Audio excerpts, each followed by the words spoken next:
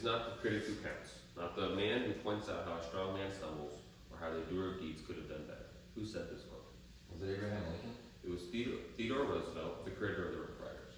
The reason I'm talking about the Rough Riders is because it's an important part of our American history and our past. It has inspired me to love the subject of history and to read about it daily. To start off, I'll be talking about Theodore Roosevelt. Theodore Roosevelt was born in 1858 to a wealthy New York family, but sadly, he struggled with illness over the course of his young life, such as asthma and many other things. But by 1884, he was married and had a wife and children. But sadly, at the birth of his daughter, his wife passed away, and on the same day, his mother did. This sorrow led Theodore Roosevelt to leave New York and go to North Dakota for the next 2 years. In North Dakota, he had a ranch and learned to drive cattle and hunt game, and learned also to master his sorrow. But eventually, he did go back to New York and became a politician, and eventually the Assistant Secretary of the Navy. During this time, there was many conflicts over in Cuba. The Cubans had been fighting with Spain to over control of the island for many years. In 1898, the Americans sent the USS Maine over to Cuba to help settle these conflicts.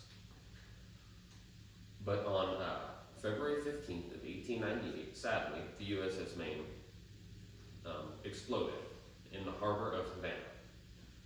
The reason is still not fully known today, but at the time, the U.S. thought it was an active war by Spain, so they soon declared war. Roosevelt, a former New York Guardsman and a big supporter of the war, resigned his position of Assistant Secretary to the Navy to organize his own cavalry unit. He was originally given command of this unit, but gave up his position to Leonard Wood, a war hero and friend of his. Roosevelt himself became Lieutenant Colonel, second in command.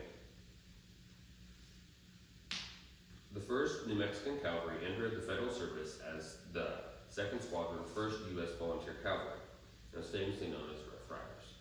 The reason they were called the Rough Riders is because of all their backgrounds. It differed from outdoorsmen to hunters to businessmen to even college athletes. When originally sent out, Roosevelt and Leonard Wood got 23,000 different men to help that wanted to volunteer for his unit. The reason they were formed is to help fight the Spanish-American War as a National Guard unit, and spent most of their time in Texas and Florida training. But on June 22nd of 1898, they landed in Cuba. The Rough Riders fought many wars over that summer and lost many men. But their most significant battle was the Battle of San Juan Heights on July 1st of 1898. During the siege, Theodore Roosevelt was given command of his unit because Wood was given command as a general. He happily wrote, "I got my regiment." By winning this battle, the war was soon over as Spain signed the Treaty of Paris, giving the U.S. Guam, Puerto Rico, and the Philippines. This brought the American Empire into a new reign and gave it power that would soon help it to become the powerhouse that it is today.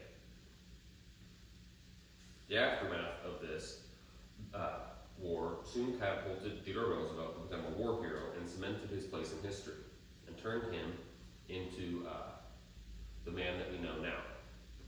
He quickly became the governor of New York and soon the President of the United States of America. His campaign was fueled by the stories of heroics in the Spanish-American War and the Rough Riders. The Rough Riders proved that America was a powerhouse and a force to be reckoned with. They lived the American dream and proved that under good leadership that even the common men can reshape history. They lived the American dream and became heroes to us all. This is one of the reasons that I wrote this speech over them. They inspired my father and have inspired me to become a better person and better man for my family, community, and my country. Thank you. These are my sources.